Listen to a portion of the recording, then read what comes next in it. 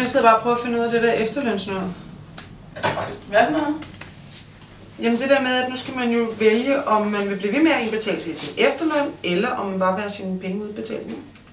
Gud, vil det sige, at jeg kan få mine penge ud nu? Ja, så hvis du vælger det. Ej, hvor fedt! Jo, men så får du altså ikke noget efterløn, når du bliver gammel. Nej, men så kan jeg jo købe den der bil, jeg altid har drømt om. Og nu kommer du lige an på, hvor mange man har stået. Kan du huske det hus, jeg så i Toskana sidste år? I Toskana? Ja, nu har jeg råd til at købe det. Jeg sætter det i stand. Vil du flytte? Altså hvad så med dit arbejde? Jeg hyrer sin håndværker, en lokal håndværker, der kan lige ordne det værste, ikke? Sådan en, der kan 3 ord engelsk, men har hænderne skruet rigtigt på.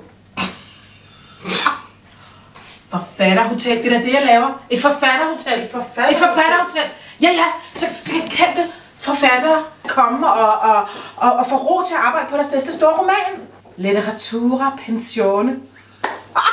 Med springvand på gårdspladsen.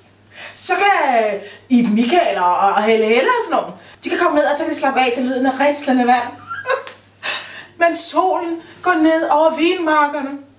Men altså, Helle. ja, Helle. Helle. Hvad er dit login? Vi skal lige se, hvor meget du kan få udbetalt, ikke? Prøv at skrive det her.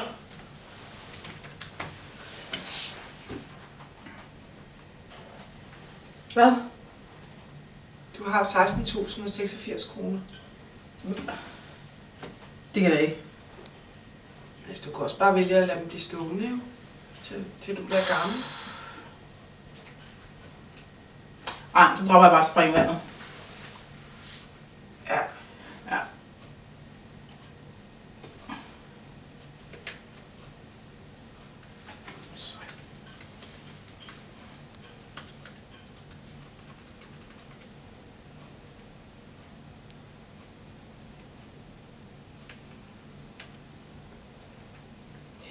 Helle.